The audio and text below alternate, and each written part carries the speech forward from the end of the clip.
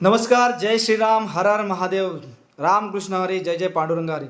सर्व समस्त बेकरे ग्रामस्थ यांना मी हात जोडून विनंती की आपला सातबारा कोणी विकू नका. आपल्या एरियामध्ये इंडस्ट्रियल झोन पडलेला आहे, डॅम आलेला आहे. डॅमच्यामुळे आपल्या जागेला जास्त व्हॅल्युएशन आणि चांगला मोबदला मिळेल. कुणी घाई करू नका विकायची. येणाऱ्या काळामध्ये तुम्हाला तुमची जमीन चांगल्या भावामध्ये जाणार आहे. मोठा इन्व्हेस्टर आपल्या इथे घुसलेला आहे. मुंबईवरनं अनेक पार्टनर सर्व इकडे या ठिकाणी त्यांना खरेदी करायचे. 200 एकर त्यांना खरेदी करायचे. कुणी जागा विकू नका. आपण प्रकल्पग्रस्त म्हणून राहायचं आहे, आपण प्रकल्पग्रस्त बनून राहायचं आहे. त्याच्यामुळे आपण जर जागा विकली तर आपल्या जागेमध्ये ते आपल्याला जाऊन देणार नाही. मग फायदा काय? म्हणून सांगतोय की आपली जागा विकू नका. मग किती मोठा बाप येऊ दे, आपली जागा असली का आपण त्या जागेत जाऊ, कसं पण जाऊ. शेतकरी आहोत आपण.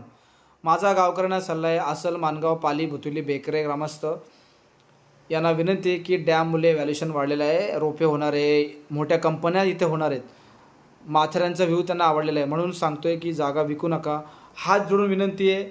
50 लाख रुपये गुंठा तुम्हाला भाव मिळेल येणाऱ्या काळामध्ये. 40 लाख रुपये, कुणाला 10 लाख, कुणाला 20 लाख. जशाप्रमाणे व्हॅल्युएशन असेल तसं जागेला भाव वाढलेले आहेत. म्हणून कुणीही जागा विकू नका. झोन बदली झालेला आहे. होतं सर जागा गावकऱ्यांनी गावातल्याच गावात विका, परंतु ज्याला गरज असेल त्यांनी गावातल्या माणसाला विका, चालेल. पण तो गावातला माणूस जर दुसऱ्या माणसाला विकून देत असेल तसं करू नका. कारण गावातले भरपूर सारे तुम्हाला एजंट तुमच्याकडे येतील. 2 पैसे मला तुमची तलाली घ्यायची नाही आहे. मलाही आलं असतं, माझ्याकडे भरपूर सारे पार्टी आहेत, मला जागा विकता येते.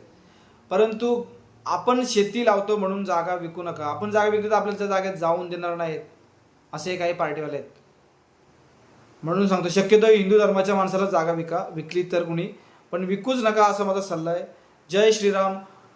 येणाऱ्या काळात तुमच्या जमिनीला चांगला भाव मिळणार आहे, हे मी स्वतः सांगतो छाती टेकून, की मी आता पंढरपूरला जाऊन आलेलो आहे.